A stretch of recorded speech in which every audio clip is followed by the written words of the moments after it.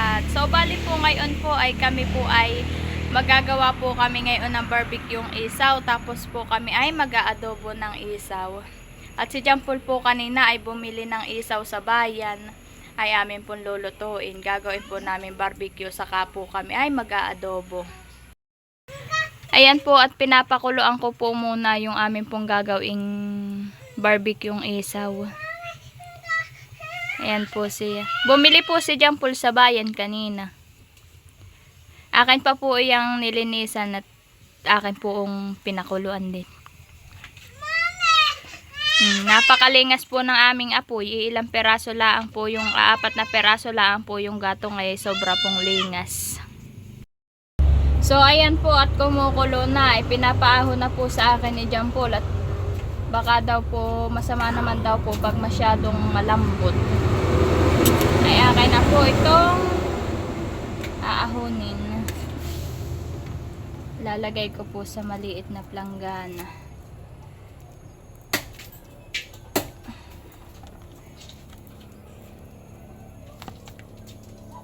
Ayan po, ipuputol-putolin pat masyado po siyang mahahaba.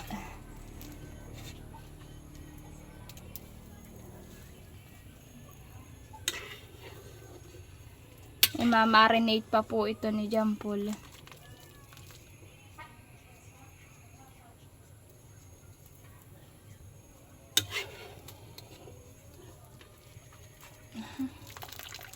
Mainit.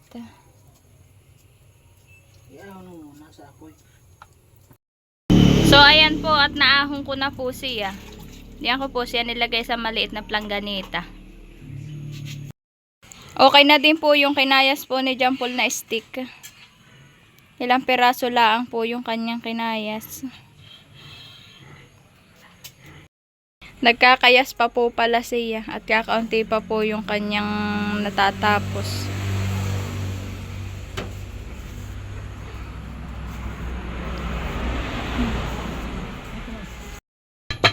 So ayan po, at si Jampol po ay naghihiwa na din po ng ricado na gagamitin po pag mamarinate.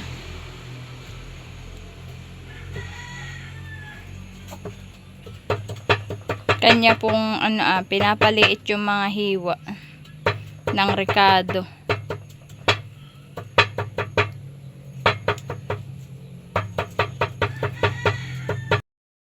Ayan po, nag-uumpisa na po si Jampol mag-marinate po.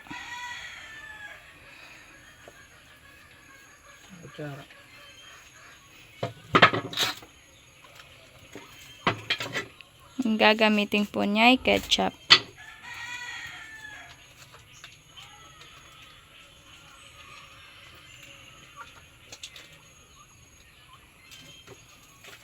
Saka po lalagyan niya ng oyster sauce.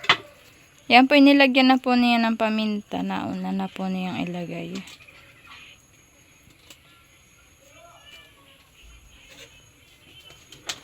Saka po lalagyan po niya ng toyo na kaunti po. Saka po lalagyan ng kaunting asukal. Saka po lalagyan din po niya ng kaunting mantika.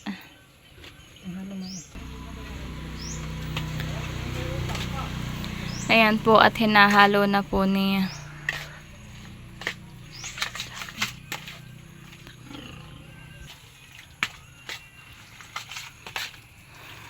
Bango ah.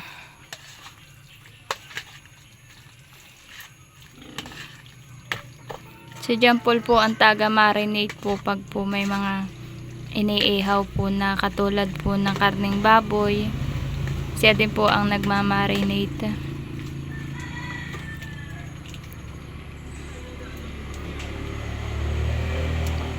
Siya po ang may alam-alam ng ganayon.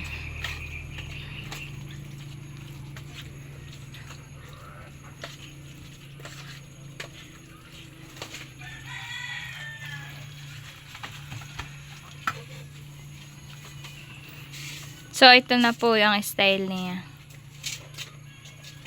Hindi po namin nilagyan ng ano po, ano ba tawag doon? Food color? Hindi po namin nilagyan ng food color po at ayan po. Lalagyan din daw po ni Jampol ng kaunti pong kalamansi.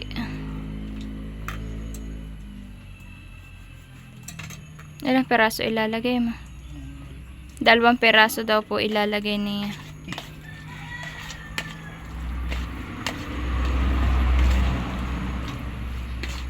Bango. Lalong bumango. Nilagyan mo ng kalamansi.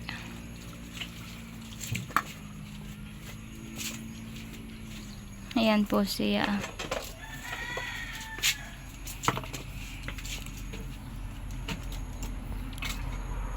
Mag-uumpisa na din po si Jampol magtusok, tuhog-tuhog.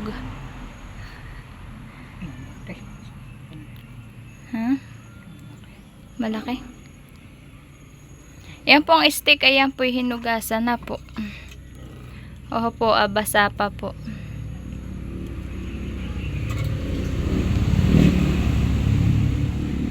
Si Jampol din po ang mag-ano na yan, magtutusok, magtutuhog.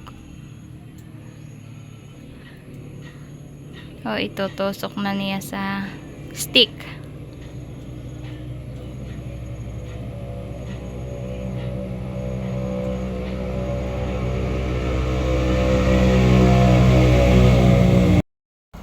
So, ayan po, at ako po ay makikitulad kay Jampol magtusok-tusok na ito pong isaw.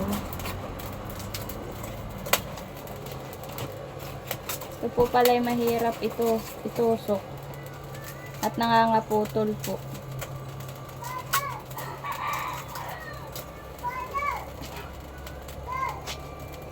Balikan man ng hirap. Buhat. Yan po naman. Tawang paborito kong desisyon na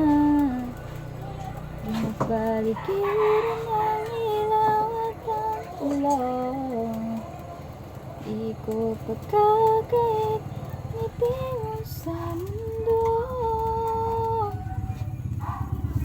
Heto tayo ngunit sa huli wala.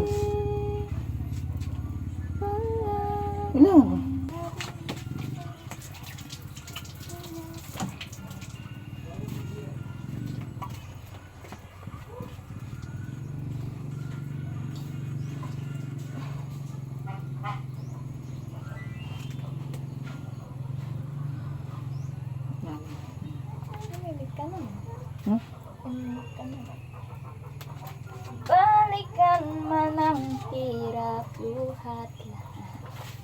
Maliliit ko ito.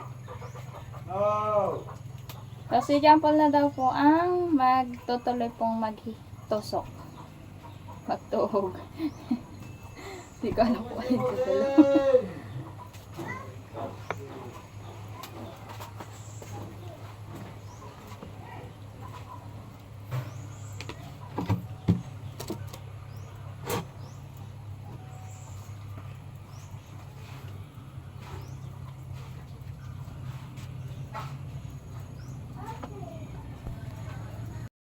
So, ayan po at tapos na po ni Jampol ilagay sa stick lahat. Ito na po siya. Tapos din po, mag-iihaw na po kami. So, ayan po at nag-iihaw na po si Jampol. Yan na po siya. Iniihaw na po. Konting ihaw lang naman po iyan at luto na. At yan naman po yung aking pinakuluan. So ayan po at luto na po yung aming barbecue yung isaw. Ako na po ang nag-ihaw at si Jampol po ay nagpunta po kay Baby Orin at naiyak po si Baby Orin ay nasa loob lang po namin. Ayan po siya. Sarap pong kapares na ito ay mahalang na suka. Nasasapo. Ayan po siya. Sarap po na itong papakin. Ito po ay amin din pong gagawing ulam. Sarap po ito, mas lalot mahalang. Ay, mapapa-extra rice na naman. So, bali naman po ngayon, ako po ay magigisa ng sibuyas bawang at ako po ay mag-aadobo ng tera po ni Jampol na isaw. Ayan po yung aking lulutuin. Aking pong hiniwa-hiwa sa maliliit. Iyan po yung kasama niya kanina sa pagpapakulo. Ay masyado pong madami yung gagawin pong barbecue. Kaya po ako nagbukod at i-aadobo ko po. Ayan po siya. So ayan po at nilagay ko na po. Ginigisa ko na po siya.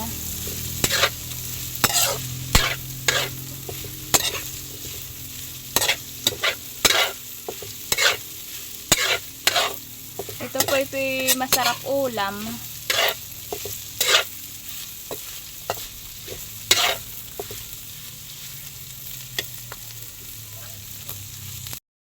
So, ayan po at nilagyan ko na ng toyo. Pinapakuluan ko lang po. Saka po lalagyan ko ito ng oyster sauce. Ito po at lalagyan ko siyang oyster sauce.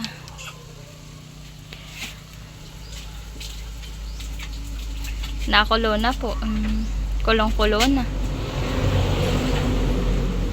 Masarap po na ito ay medyo mahalang-halang. So, ayan po at nilagyan ko din po siya ng kaunting asukal. Para po hindi po bagbalat po yung alat at saka po yung yung lasa niya.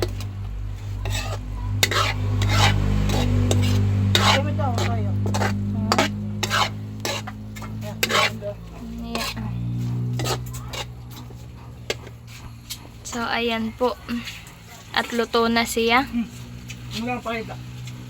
Sabi po ni Jampol ay huwag ko daw pong ipakita kay Bibi Orin.